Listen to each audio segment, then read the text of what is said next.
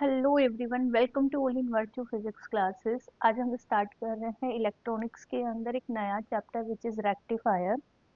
इससे प्रीवियस वाले लेक्चर के हमने ऑलमोस्ट सारे टॉपिक कंप्लीट कर लिए हैं। एक टॉपिक रह रहा है आपका डायोड इक्वेशन, वो आप खुद से करना क्योंकि आपके एग्जामिनेशन की डेट पास आ गई है। तो अब हम ट्राई करेंगे कि हर एक यूनिट में से इम्पोर्टेंट टॉपिक्स को पहले कवर करें, ठीक है। तो आज का टॉपिक क्या रहेगा? रेक्टिफायर। तो सबसे पहले हम क्वेश्चंस के बारे में डिस्कस करते हैं। जो मेन टॉपिक है वो है आपका half wave rectifier. Important topic है, लॉन्ग आंसर टाइप में यहाँ से क्वेश्चन आता है। फर्स्ट क्वेश्चन देखो, define the half wave rectifier ripple factor and efficiency equation. आपको यहाँ पे रिपल फैक्टर को डिफाइन करना है और एफिशिएंसी निकालनी है हाफ वेव रेक्टिफायर के लिए। सेकेंड क्वेश्चन है, draw the circuit diagram of the half wave rectifier. Half wave rectifier के लिए सर्किट डायग्राम ड्रॉ करो and explain the working. Long answer type में है अगेन ये question. And define a ripple factor and efficiency equation. ठीक है, तो ये तो समझ आएगी ना कि हाफ वेव रेक्टिफायर में हमें क्या क्या स्टडी करना है। सबसे पहले हम इसके सर्किट डायग्राम को समझेंगे, इसके बाद हम इसकी वर्किंग के बारे में बात करेंगे। वर्किंग के साथ साथ आपको यहाँ पे रिपल फैक्टर कैलकुलेट करना है और इसकी एफिशिएंसी निकालनी है, ठीक है। बड़े आगे, सबसे पहले आप ये समझो कि रेक्टिफायर क्या होता है। क्या है रेक्टिफायर? क्लास 12th में आप अच्छे से पढ़कर आए हो। करंट की मैं बात करूँ तो टू टाइप की होती है, one is AC current and second is DC current, ठीक है।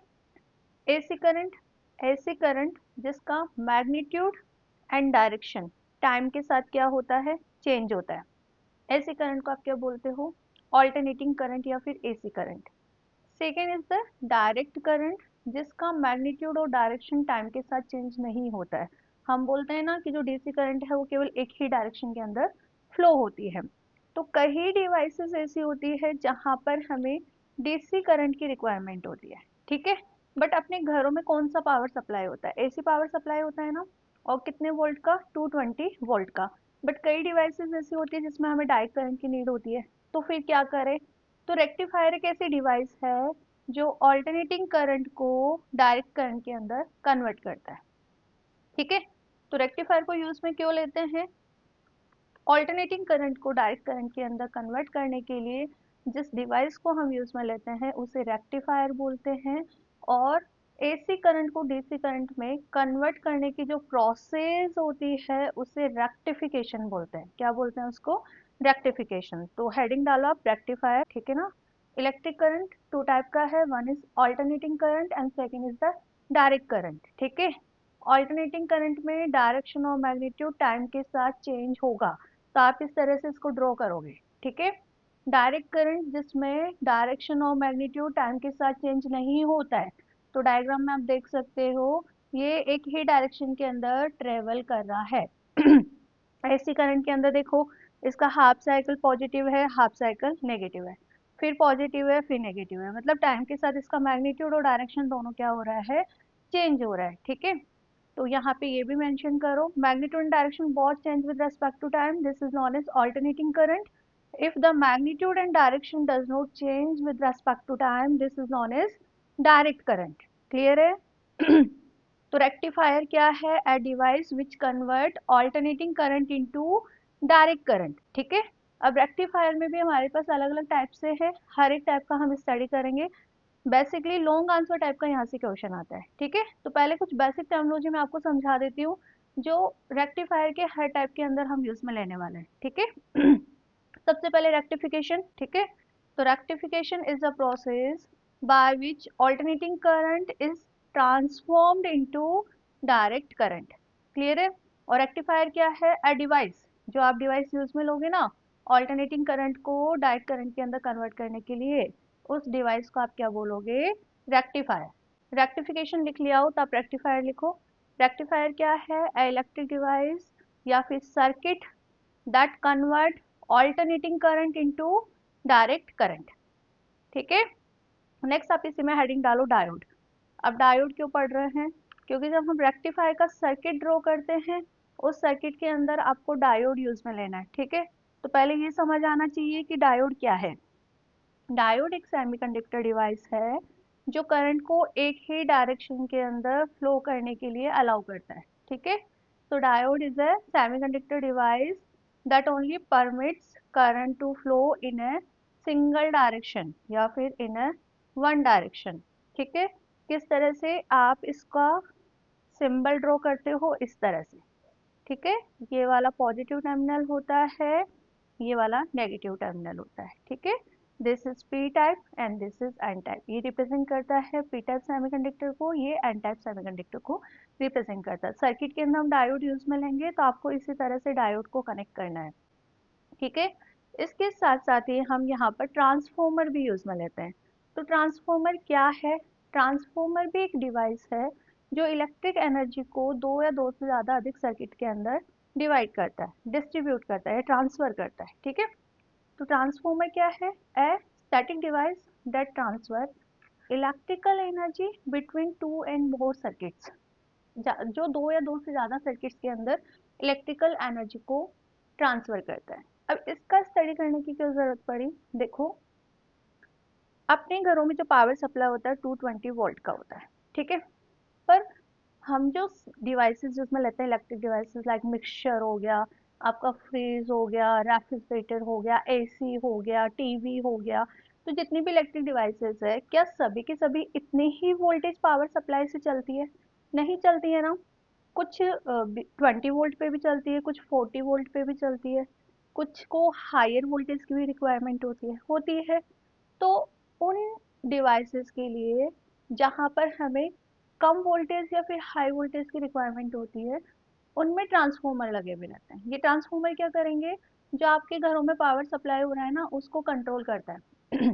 जहाँ जिन डिवाइसेस में कम वोल्टेज की नीड है, वहाँ पे आप स्टेप डाउन ट्रांसफॉर्मर लगा दो, और जिन डिवाइसेस में हमें ज़्यादा वोल्टेज की रिक्वायरमेंट है, वहाँ पे स्टेप अप ट्रांसफॉर्मर लगा लो।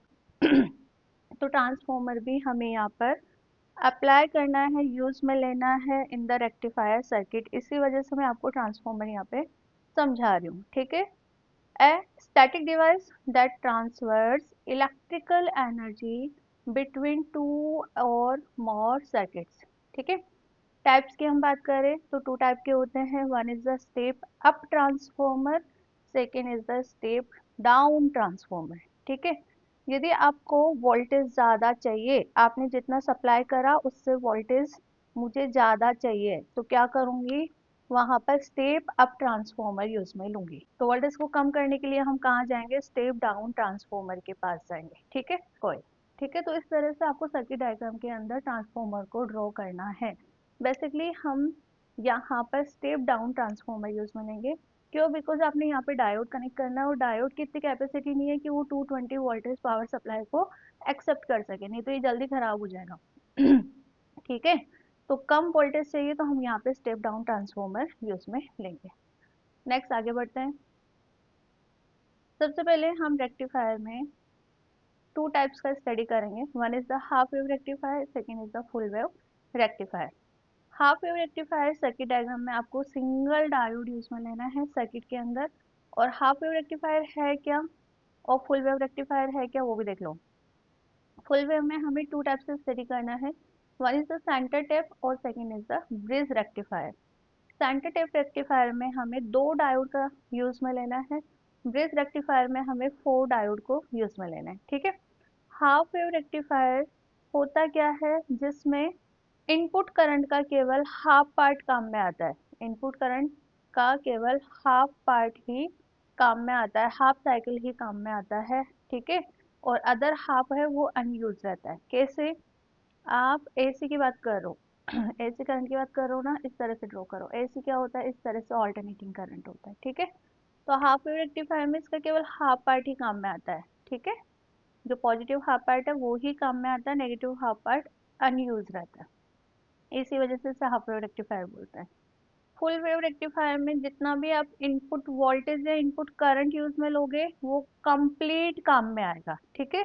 That's why this is known as full wave rectifier. तो दोनों में डिफरेंसेस, बेसिक डिफरेंस समझ आया। हाफ वेव रेक्टिफायर में एक ही डायोड यूज में लेना है, and in it which only half cycle of input voltage and current used and the other remains half unused, ठीक है।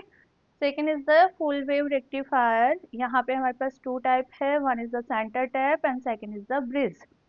सेंटर टैप में अगेन आपको 2 डायोड यूज में लेना है, ब्रिज के अंदर आपको 4 डायोड यूज में लेना है, ठीक है।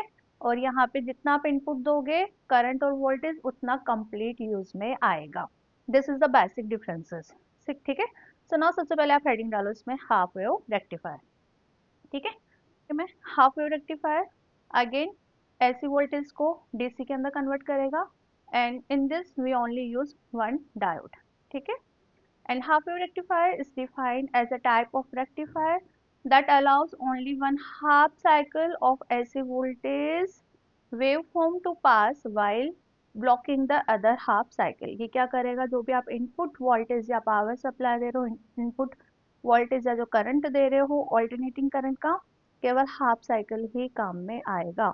हाफ को क्या कर देता है, ये ब्लॉक कर देता है, ठीक है।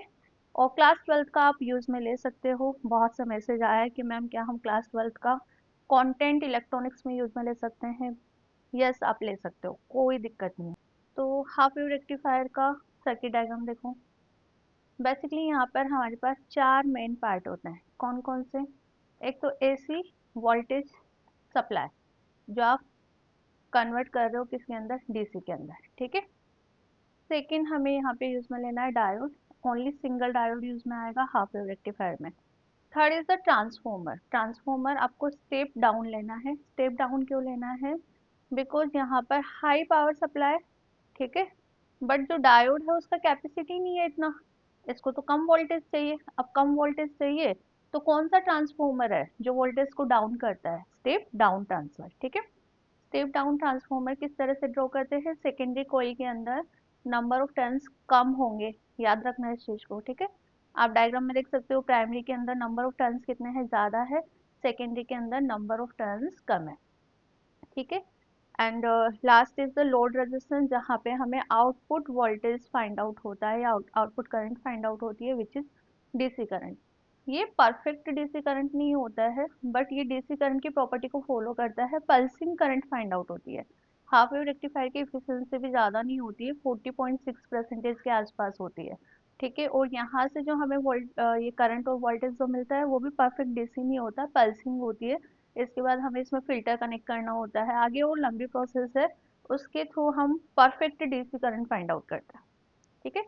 तो आपको क्या क्या ध्यान रखना है कि जब भी आप रेक्टिफायर का, हाफ वेव रेक्टिफायर का डायग्राम ड्रॉ करोगे तो कीवर्ड क्या रहेंगे, एक तो सिंगल डायोड यूज में लेना है, ठीक है। सेकेंड ऑल्टरनेटिंग करंट सोर्स लगाना है आपको। थर्ड ट्रांसफॉर्मर लेना है, कौन सा वाला, स्टेप डाउन, स्टेप डाउन लेना है। Fourth is load resistance RL, जहां पर हमें आउटपुट वोल्टेज या आउटपुट करंट फाइंड आउट होगा। आगे बढ़े, डायग्राम ड्रॉ कर लोगे, वर्किंग में आपको समझा देता हूँ। वर्किंग समझाने के लिए आप पहले डायग्राम ड्रॉ करो। डायग्राम में क्या है, यहाँ पे इनपुट, इनपुट वोल्टेज या इनपुट करंट, जो कि आपको लेना है एसी, एसी करंट लेना है, तो आप परफेक्ट इस तरह से ड्रॉ करो। दिस इज आपका इनपुट करंट, ये कनेक्टेड रहेगा किससे, यहाँ पर ट्रांसफॉर्मर से।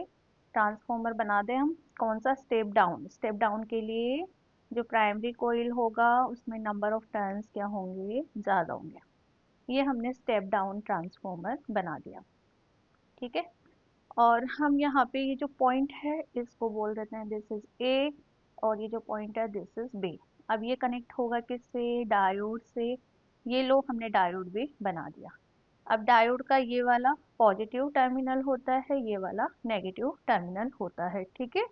और यहाँ पे क्या लगा हुआ है, load resistance which is R L, जहाँ पे हमें आउटपुट करंट या आउटपुट वोल्टेज फाइंड आउट होती है। This is circuit diagram of half wave rectifier. बना लोगे ना एग्जाम में, कोई डाउट है इसमें, नहीं है। और ऐसे ही करंट शो करना है तो इसमें वेव का साइन बना दो, ठीक है। अब देखो वर्किंग में क्या करना है, जैसे यहाँ पे आप इनपुट करंट या फिर हम बात करें ऐसी करंट, ऐसी पावर सप्लाई करोगे, ठीक है। तो हम सबसे पहले कंसिडर कर लेते हैं कि ये वाला जो पॉइंट है, first of all in this transformer, ये वाला जो पॉइंट है यहाँ पे हम पावर सप्लाई दे रहे हैं, this is positive power supply. Half cycle कौन सा है, पॉजिटिव है, तो this is positive and this is negative. Transformer voltage को कम कर देगा। तो ये डायग्राम बना हुआ इनपुट करंट है, इनपुट करंट को इस तरह से, इनपुट वोल्टेज को हमने इस तरह से ड्रॉ कर दिया, दिस इज वी आई।